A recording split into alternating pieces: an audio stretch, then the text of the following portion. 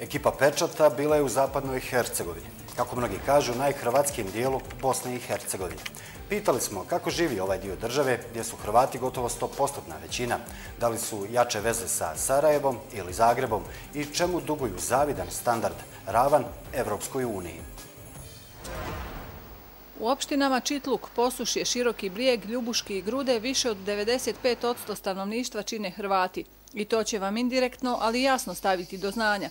Na svakom koraku istaknute su hrvatske zastave, najčešće zastave nekadašnje samoproglašene Hrvatske republike Herceg-Bosne. Crveno-bijelo šahovsko polje ovdje je sve prisutna ikonografija, a u danima kada igra reprezentacija Hrvatske, poput nedavnog nastupa na Evropskom prvenstvu, ovakvi prizori su svakodnevica.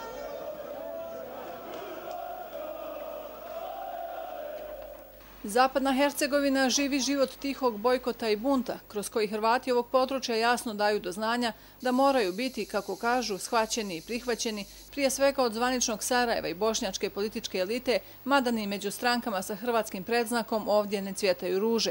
Zdenko Ćosić, premijer Zapadno-Hercegovačke županije, smatra da je sve što se događa danas posljedica dugogodišnjeg političkog i ekonomskog zapostavljanja ovog kraja još u bivšoj državi, koje je nastavljeno i danas. To je jednostavno jedna zakonitost da se na svaki takav nacionalizam većinskog, brojnijeg naroda odgovara nekom vrstom nacionalizma onoga koji je malobrojniji i oni se manifestiraju na različite načine. Onaj brojniji uvijek pokušava dominirati, on uvijek pokušava osvojiti, pokoriti, a onaj malobrojniji se onda automatski zatvara u neku svoju skupinu i izgrađuje nekav svoj život.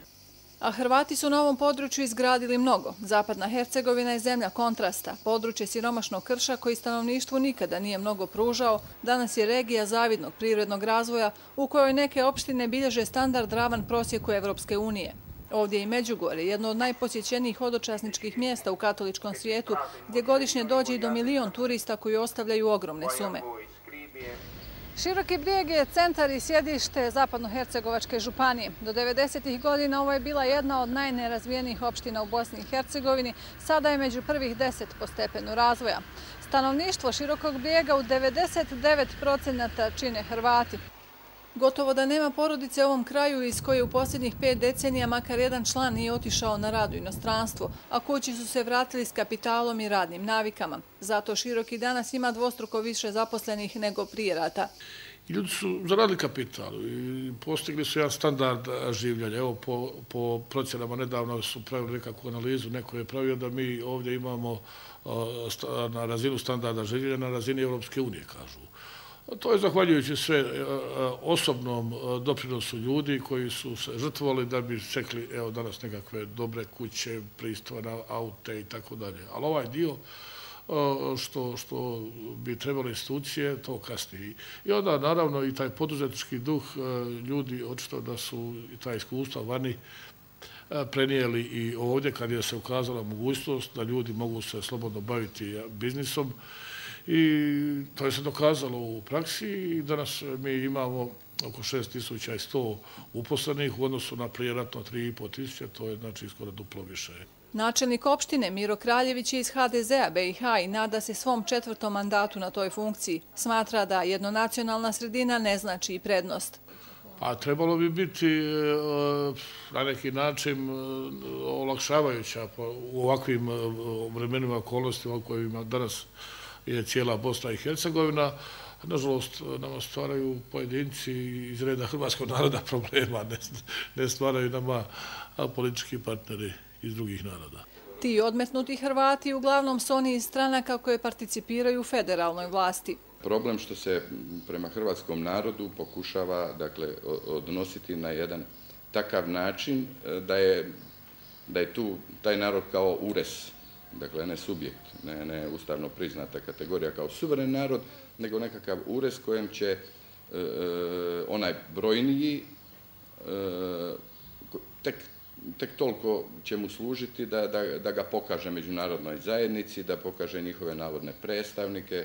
Slobodno misleći Hrvati iz Zapadne Hercegovine smatraju međutim da ni politički vrh ovdje nije oličenje demokratskih načela. Ovdje su najčešće korišteni termini koji nemaju blage veze, tipa istrebljenje ili opredjeljenje tipa majorizacije. Ali vi kad ubacite tu terminološku konfuziju među narod koju on ne razumije, onda se stvori samo strah i trče se na izbore, ne bi li se zadržalo postojeće stanje. A obični građani opet u borbi za hljeb nasušni imaju svoju sliku. Naš je čovjek svi ko uvijek radi 4 posla mjesto jednog. Tako da uz dodatne napore nekako se preživljava. Osjećamo se kao dio države Bosne i Hercegovine, ali ovdje samo upravljaju političari u svoj korist i svoj krug ljudi i tako s toma ne vrše godina, ništa drugo. U toj egzistencijalnoj priči i onaj pomenuti patriotizam Hrvata ovdje dobija novo svjetlo. Od tijesne okrenutosti Hrvatskoj u godinama nakon rata, ovaj uglavnom pogranični kraj danas ima drugačiju sliku.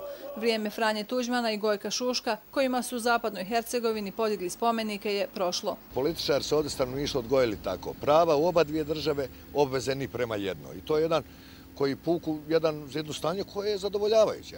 Sad se u Republici Hrvatskoj malo stvari uzbiljile i onaj čovjek koji je tu zemlju kovao zvijezde, koji ima osjećaj pripadnosti, a danas ostao bez beneficija tamo, zapalio bi je ko šibicu. Neke stvari su se uistinu promijenile. Mi smo institucionalno okrenuti prema Sarajevu. To ne treba više jednostavno o tom i raspravljati.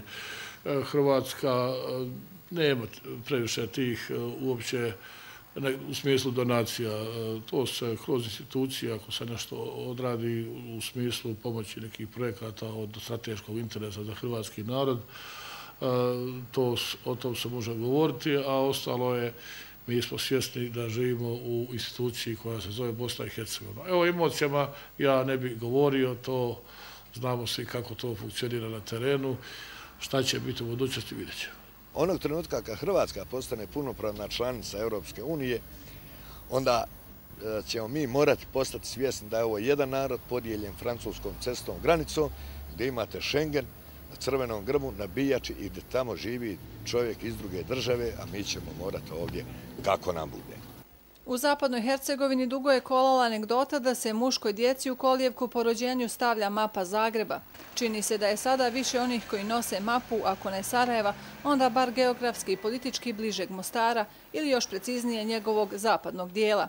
I to po mogućnosti Mostara, koji bi prema željama Hrvata trebalo da bude glavni grad entiteta sa hrvatskom većinom.